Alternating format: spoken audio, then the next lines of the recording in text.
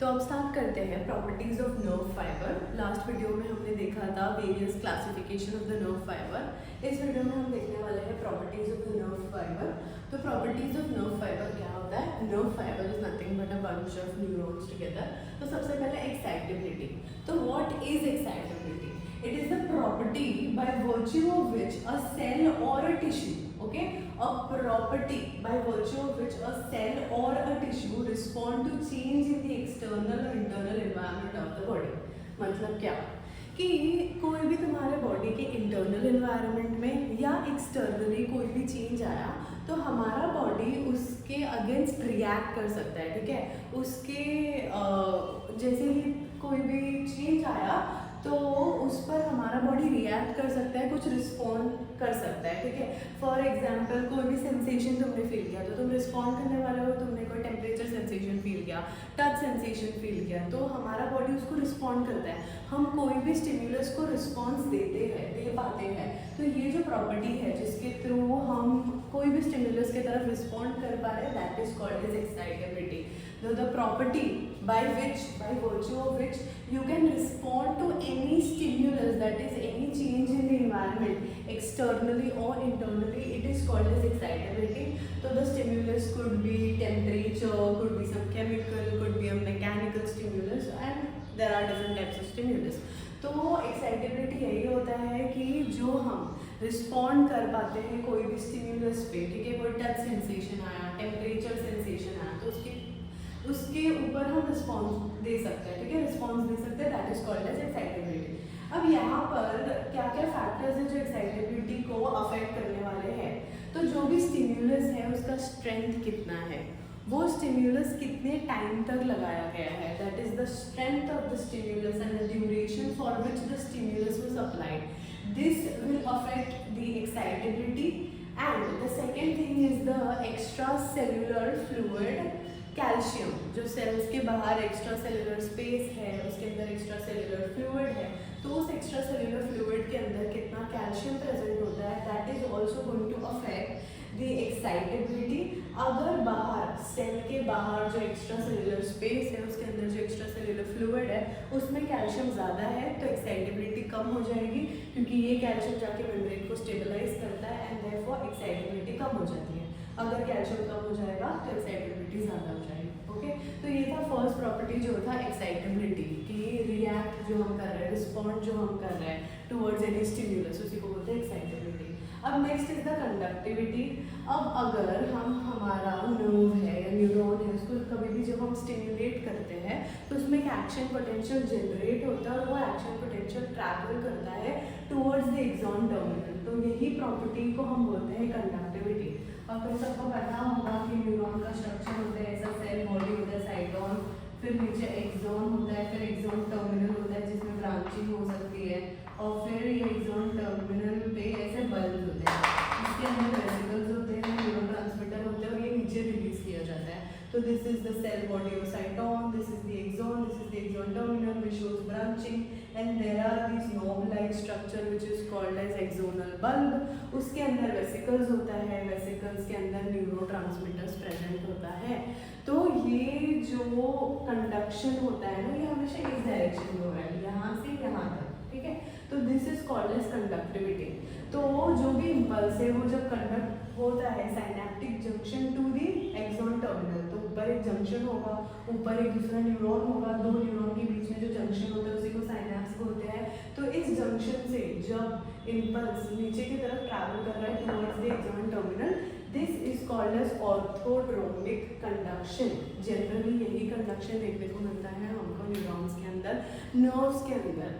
अब और एक कंडक्शन होता है कि अगर ये कंडक्शन ऑपोजिट डायरेक्शन में चला जाए, ये कंडक्शन ऐसे हो जाए तो इसको बोलते हैं एंटीड्रोमिक कंडक्शन। वो था orthodromic conduction, this is the antidromic conduction, that is the conduction in the opposite direction. This is seen in axon reflex. मतलब अगर हमने एक्सॉन को सेंटर में स्टिमुलेट किया, मिडल में कहीं स्टिमुलेट किया तो कंडक्शन दोनों साइड से होगा, ऊपर की तरफ भी हो सकता है, नीचे की तरफ भी हो सकता है। तो ऐसे केसेस में हमको एंटीड्रोमिक कंडक्शन भी देखने को मिलता है। तो this was all about the two properties of nerve fibres, that is the excitability and the conductivity.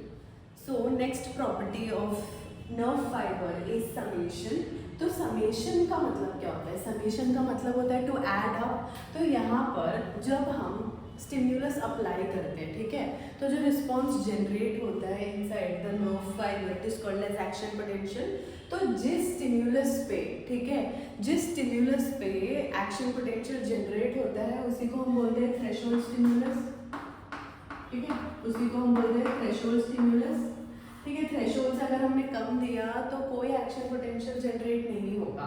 तो जो थ्रेशोल्ड से कम होता है उसको बोलते हैं सब थ्रेशोल्ड स्टिम्युलस। जो थ्रेशोल्ड से कम होता है उसको बोलते हैं सब थ्रेशोल्ड स्टिम्युलस। तो नॉर्मली जब हमने सब थ्रेशोल्ड स्टिम्युलस दिया तब कोई भी रिस्पॉन्स जनरेट नहीं हुआ। अब अगर हमने बहुत बार, ठीक है, कंटिन्यूसली, सक्सेसिवली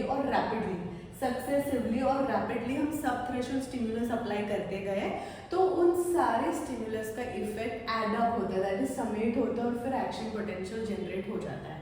तो यही प्रॉपर्टी होती है summation which is seen in nerve fibre कि एप्लीकेशन ऑफ सब threshold stimulus does not evolve any action potential. जब तुमने सब थ्रेशोल्ड स्टिम्युलस दिया तब कोई एक्शन पोटेंशियल नहीं आया, बट अगर तुमने सब थ्रेशोल्ड स्टिम्युलस को सक्सेसिवली, रैपिडली, कंटिन्यूसली अप्लाई करते गए, रैपिडली अप्लाई करते गए तो सारे समेट हो जाएंगे, एड अप हो जाएंगे और उसकी प्रॉपर्टी को क्या बोलेंगे हम? समेशन बोलने वाले हैं। अब नेक्स्ट प्रॉपर्टीज अनफटीगेबिलिटी, मतलब जो नर्व फाइबर्स है वो कभी भी फटीग नहीं होते हैं, चाहे हम कितना भी उसको कंटिन्यूसली स्टिमुलेट करते जाए, दे डू नॉट फटीग। तो this was the property of unfatigability. Next property is accommodation और it is also called as adaptation.